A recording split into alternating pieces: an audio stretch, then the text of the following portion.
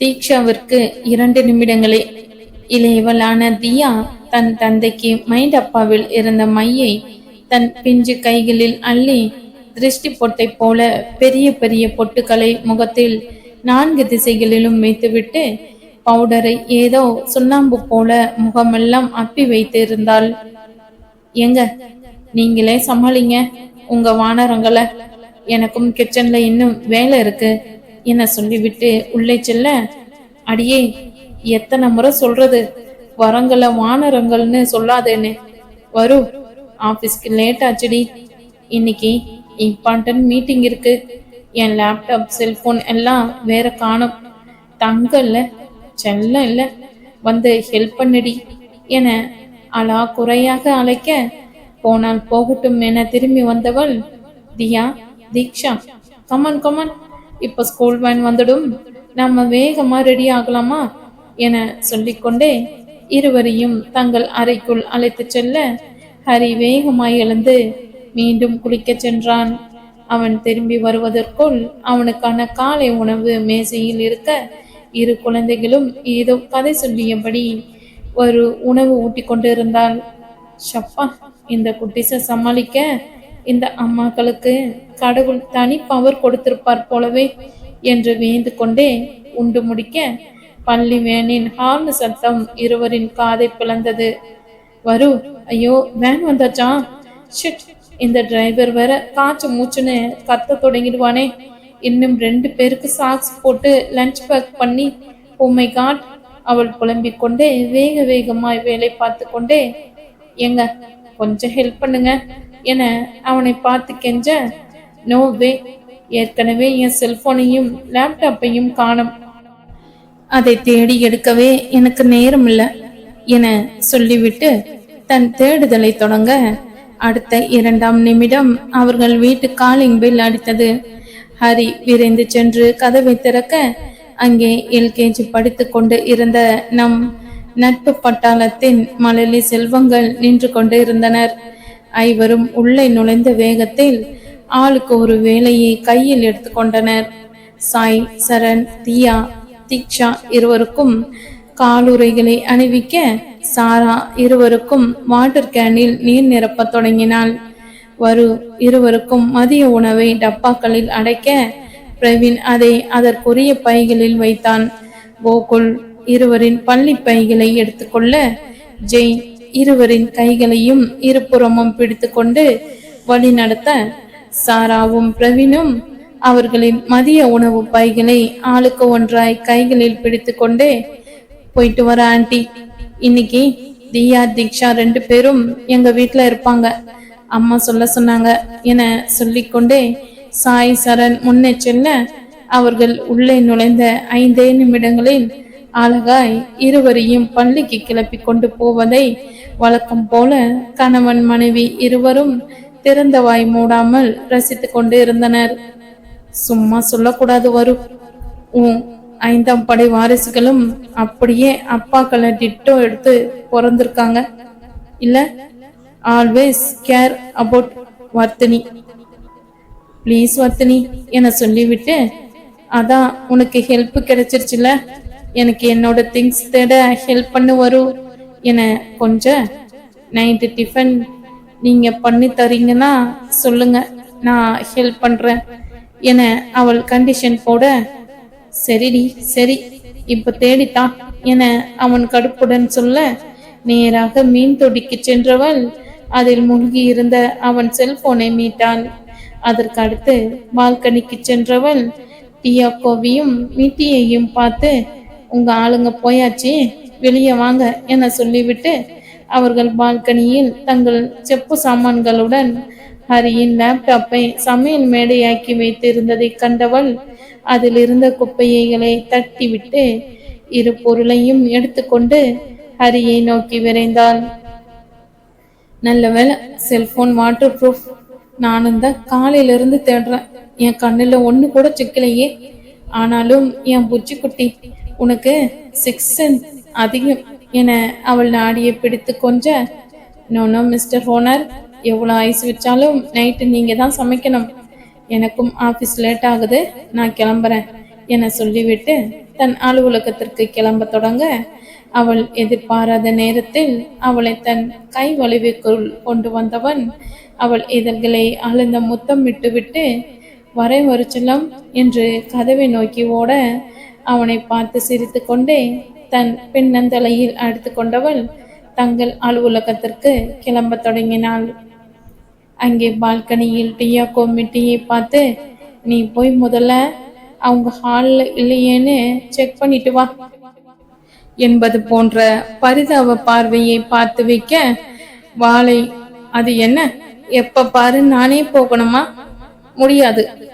Suppose அதுங்க இருந்து அதுங்க கையில சிக்கினா என் நிலைமை இதுதான் என்பதை போல தன் புறத்தை திருப்பி காட்ட, தியா மெட்டியின் பார்பி பொம்மை தலை போல அழகாய் மாற்றுகிறேன் பேர் வழி என்று மிட்டியின் வாளை ஏகத்திற்கும் கட் செய்து, இறுதியில் மிட்டியின் வால்முடிகள் இழந்து ஏதோ என் பூனையின் வால் போன்ற விசித்திரமாக இருந்தது.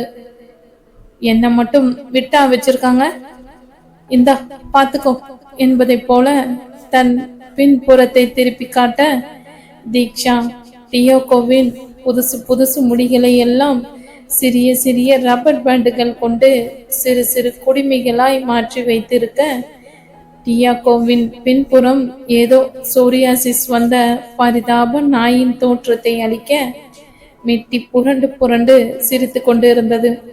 வர்த்தினி அலுவலகத்திற்கு தயாராகி வந்தவள் செல்ல பிராணிகள் இரண்டும் இன்னும் பால்கனியில் இருப்பதை கண்டு, ஏ, இன்னைக்கு மண்டே, 2 பேரும் ஸ்கூலுக்கு போயாச்சு.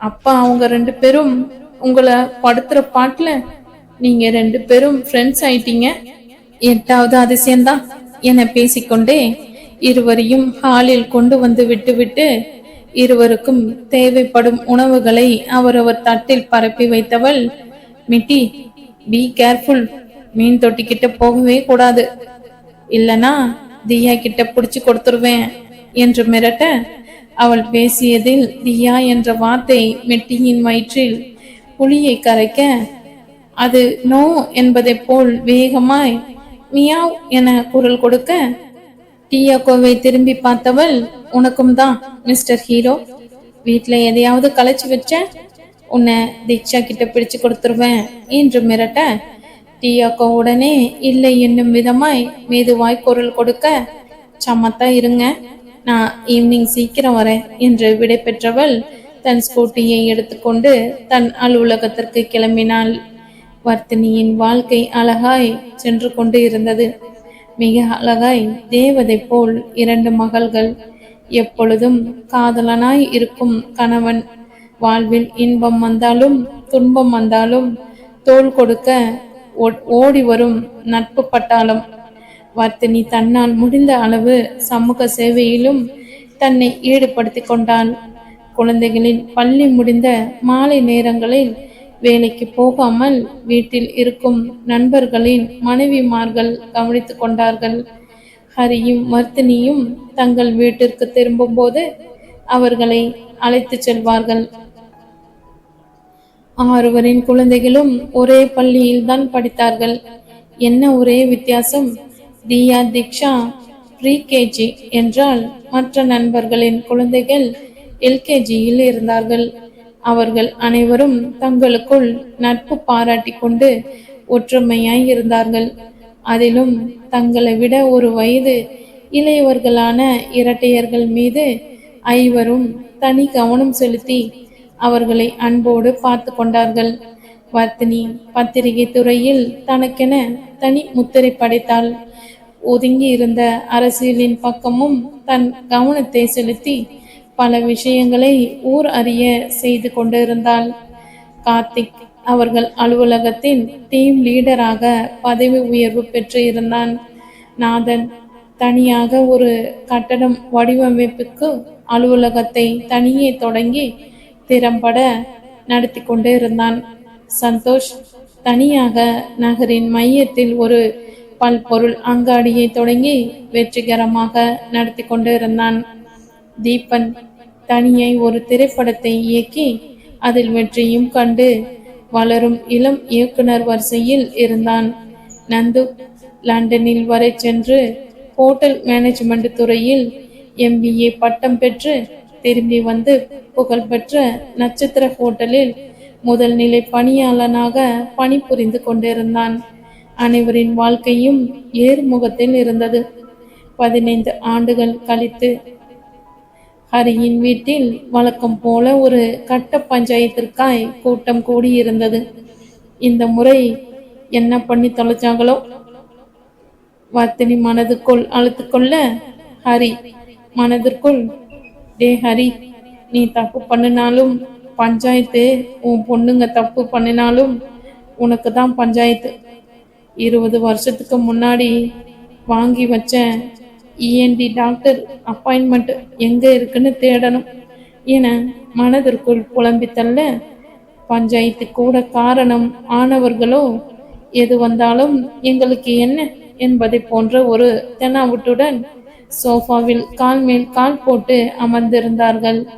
அது வேறு யாரும் இல்லைங்கோ, நம்ம இரட்டை அருந்த வாளுகள் தியா தீக்ஷா தான். இருவரும் மிகவும் நாகரிகமான உடை அணிந்திருந்தனர். வழக்கமாய் பஞ்சாயத்துக்கு ஆஜராகும் 6 குடும்பமும் கூடிவிட, கார்த்திக் பொறுமையாய் குறைந்த குரலில், இன்னும் யாருக்கு வெயிட் பண்ணிட்டு இருக்கீங்க சாய் என்று பஞ்சாயத்தை கூட்டிய இளம் 5ஆம் படையினர் தலைவலான சாய் சரணை கார்த்திக் அருந்தவ புதல்வன் கேள்வி கேட்க, விடை தீபனின் புதல்வி சாராவிடமிருந்து வந்தது. கொஞ்சம் வெயிட் பண்ணுங்க அங்கிள், அவங்க வந்துகிட்டே இருக்காங்க என விடையளிக்க, இந்த முறை பிரச்சனை கொஞ்சம் பெருசோ என முதல் முறையாக ஹரியின் நெற்றியில் சிந்தனை முடிச்சுகள் தோன்றியது. தியா தீக்ஷா டீனேஜ் 10 வயதிற்குள் நுழைந்ததிலிருந்தே மாதம் ஒரு பிரச்சனை வீடு தேடி வந்து கொண்டு இருந்தது. அதை கண்டுபிடித்து கொண்டு வருபவர்கள் இளைய 5ஆம் படையினர். அவர்கள் பிரச்சனைக்கு தீர்ப்பு சொல்பவர்களும் மூத்த 5ஆம் படையினர். முதலில் இரட்டையர்கள் இருவரும் தங்கள் 16ஆம் பிறந்த நாளை கொண்டாட வீட்டிலிருந்து நள்ளிரவு நேரத்தில் திருட்டுத்தனமாக வெளியேறியது தொடங்கி, நடன வகுப்பில் புதிதாய் சேர்ந்த மாணவர்களுடன் சேர்ந்து தனியாக பைக்கில் மகாபலிபுரம் போனது வரை மாதம் மாதம் ஒரு பஞ்சாயத்து கூடிக்கொண்டு இருந்தது. அதிலும் இரட்டையர்கள் இருவரும் இளைய 5ஆம் படையுடன் அதிகம் இணைந்து கொள்வதில்லை. அனைவரும் ஒரே பள்ளியில் படித்தாலும் இவர்களது வகுப்பு வேறுபட்டது. ஒரு காரணம், அதுவும் மூத்த பெண் தீக்ஷா தன் தந்தையின் தான் என்ற ஈகோவை அப்படியே பெற்றுக்கொண்டு பிறந்திருந்தாள். இளையவள் வர்த்தினி அமைதி சுபாவத்தோடு பிறந்திருந்தாலும் என் நேரமும் தன்னோடு இருக்கும் தன் அக்காவின் பேச்சை ஒருபோதும் கேட்பதில்லை. இது வர்த்தினிக்கு வருத்தத்தை அளித்தாலும் அவளின் நண்பர்கள், சின்ன பொண்ணுங்க, போக போக புரிஞ்சுப்பாங்க என அவளை சமாதானப்படுத்தி கொண்டு இருந்தனர். ஆனால் நாளுக்கு நாள் அவர்களின் விரிசல் அதிகரித்ததே தவிர குறையவே இல்லை. வீட்டின் அழைப்பு மணி கீதம் இசைக்க வர்த்தினி நடப்பிற்குள் மீட்டாள். ஹரி சென்று கதவை திறக்க உள்ளே வந்தது வேறு யாரும் இல்லை, எல்லாம் வைகுந்த் மற்றும் அசோக் அவர்களின் குடும்பம்தான். என்ன? வைகுந்த் மகன் கிரிஷ் தன் வழக்கையில் பெரிதாக ஒரு மாவு கட்டு போட்டு இருந்தான். அசோக்கின் மகன் அபிமன்யு தலையில் ஒரு கட்டு போட்டு இருந்தான். என்னடா ஆச்சு என்று ஹரி வைகுந்தை பார்த்து கேட்க, வர்த்தினி, என்ன கோலாண்டா இது என அசோக்கை பார்த்து கேட்க தொடங்கினாள். இதுவரை அமைதியாய் இருந்த சாய் தற்போது வாய் திறந்தான். நாங்க சொல்றோம் ஆண்டி, இவங்க 2 பேரும் எங்க காலேஜ் தான், தியா தீக்ஷா பேட்ச், ஆனா வேற டிபார்ட்மெண்ட். இவங்க 2 பேருக்கும் நம்ம தியா தீக்ஷா மேல லவ். சற்று நேரம் பற்களை கடித்தவன், எப்படி லவ்னு கேட்கலையே, 2 பேருக்கும் ஒரே கவிதையே 2 கிரீட்டிங் கார்டுல எழுதி தியாவை லவ் பண்றதா சொல்றவன் தீக்ஷா கிட்டையும், தீக்ஷாவை லவ் பண்றதா சொல்றவன் தியா கிட்டையும் கொடுத்திருக்காங்க. இவங்க 2 பேருக்கும் அவங்க 2 பேருக்குள்ள இருக்கிற டிபார்ட்மெண்ட் கூட இன்னும் கண்டுபிடிக்க முடியல. இதுல காலேஜ் முழுக்க இவங்க 2 பேரையும் இவங்க கூட சேர்த்து எழுதி ஹார்டின் வரைஞ்சி வச்சிருக்காங்க. காலேஜ் பாத்ரூமை கூட விடல. சாய் பற்களை கடித்து கொண்டே சொல்லி முடிக்க மற்ற அனைவருக்கும் அவர்கள் உடலில் காயம் ஏற்பட்ட மாயம் பொருந்திவிட்டது. அசோக், டே, நான் உன்னை மட்டும் யூஸ் பண்ண சொல்லிதானே டைரியை கொடுத்தேன், நீ ஏண்டா அடுத்தவனுக்கு எல்லாம் கொடுத்த என்று தன் மகனின் காதை கடிக்க, டேட், அவன் அடுத்தவன் இல்லை, என் பெஸ்ட் ஃப்ரெண்ட். ப்ரப்போஸ் பண்ண என்கிட்ட ஹெல்ப் கேட்டான். நான் தான் உங்க டைரியை கொடுத்தேன். பக்கி பரதேசி, நான் சூஸ் பண்ண கவிதையை சூஸ் பண்ணதும் இல்லாம என் ஆளுக்கு ப்ரப்போஸ் பண்ணி தொலைச்சிருக்கான் என்று கோபத்துடன் சொல்ல, டே, கத்தி பேசாதடா, வாங்கின அடி போதலையா என்று மகனை அடக்க சுஜி சத்தமாக, விதை ஒண்ணு போட்டா சுரம் ஒன்னா ஒரு காதோர முடி நரைச்சு போச்சு, இன்னும் உங்க அலம்புல தாங்கல. காலையில வாக்கிங் பொண்ணுங்க காலேஜ் ஹாஸ்டல் பக்கம்தான் போறீங்க, உங்க பையன் எப்படி இருப்பான் என்று அவனை திட்டிக் கொண்டு இருக்க, வைகுந்த், டே கிரிஷ், இது டேஞ்சர் குரூப் தான், ஃப்ரெண்ட்ஷிப்காக உயிரையே கொடுப்பாங்க, ஏன் உயிரை கூட எடுப்பாங்க, நாம வேற பொண்ணு பார்த்துக்கலாம்டா, ஒழுங்கா மன்னிப்பு கேட்டு வீடு திரும்புற வழிய பாரு என்று மகனுக்கு அறிவுரை சொல்ல, தேனுக்கா பையனை ஃப்ரெண்டுன்னு சொல்லி ஏத்தி விடுறது, அப்புறம் புலம்ப வேண்டியது. தப்பெல்லாம் அவன் மேல இல்ல. லவ் ப்ரப்போஸ் பண்ண ஐடியா தெரியுங்களா? ஐடியா வீட்டுக்கு வாங்க, உங்களுக்கு இருக்கு என்று அடிக்குரலில் அவனுக்கு எச்சரிக்கை விடுக்க, கிரிஷ் அதையெல்லாம் கண்டு கொள்ளும் மனநிலையில் இல்லை. இருவரின் யார் தீக்ஷா என புரியாமல் இருவரையும் சேர்த்தே சைட் எடுத்து கொண்டிருந்தான். பஞ்சாயத்து தலைவரான சாய் இருவரின் தகப்பன்மார்களையும் பார்த்து, அங்கிள், நீங்க எல்லாம் aunty and uncle family friends அப்படிங்கறதால தான் கூப்பிட்டு பேசிக்கிட்டு இருக்கோம். இனி உங்க பசங்க எங்க பொண்ணுங்க பேரை கண்ட இடத்துல எழுதி வைக்கிறது, ப்ரப்போஸ் பண்றோம்னு காமெடி பண்றது, இப்படி ஏதாவது பண்ணாங்க, அடுத்து நீங்க போலீஸ் ஸ்டேஷன் போய் தான் உங்க பசங்களை மீட்க வேண்டி வரும் என்று சொல்ல, ஜெய் முறைத்து கொண்டு, அலடா, ஹாஸ்பிட்டலுக்கும் சேர்ந்து போக வேண்டி வரும் என்று முறைத்து கொண்டே சொல்ல, அங்கே சற்று நேரம் அமைதி நிலவியது. அடுத்து கார்த்திக் தன் மென்மை குரலில் பேச தொடங்கினான். சாய், பெரியவங்க கிட்ட இப்படிதான் பேச சொல்லி நாங்க சொல்லி கொடுத்திருக்கோமா? சே சாரி டு தம் என்று ஆணையிட, சாரா அங்கிள் என்று இடைமறிக்க, சரண் வேண்டாம் என்பதை போல அவளை ஒரு பார்வை பார்த்துவிட்டு இருவரையும் பார்த்து பொதுப்படையாய் சாரி என்று சொல்லிவிட்டு அருகில் இருந்த சோஃபாவில் அமர்ந்து கொண்டான். இப்பொழுது கார்த்திக் அவனை பார்த்து, என் பையன் பேசின விஷயம் சரி, பேசின விதம் தப்பு. வைகுந்தண்ணா, நீங்களும் ஒரு பொண்ணை வச்சிருக்கீங்க, அஞ்சலி பேரை 4 பேர் பார்க்கும்படி சுவரெல்லாம் கிறுக்கி வச்சா உங்களுக்கு எப்படி இருக்கும் என கேட்க, வைகுந்த் எழுந்து தன் மகனின் கன்னத்தில் ஓங்கி ஒரு அறை கொடுத்து விட்டு, சாரி, இனி இப்படி நடக்காம பார்த்துக்கிறோம் என்று சொல்லிவிட்டு அவனை இழுத்து கொண்டு வெளியேற, தேனுக்கா வர்த்தினியை பார்த்து, அப்புறம் பேசிக்கிறேன் என கஞ்சாடை காட்டிவிட்டு வெளியேற, அடுத்து கார்த்திக் அசோக்கை ஒரு பார்வை பார்த்தான்.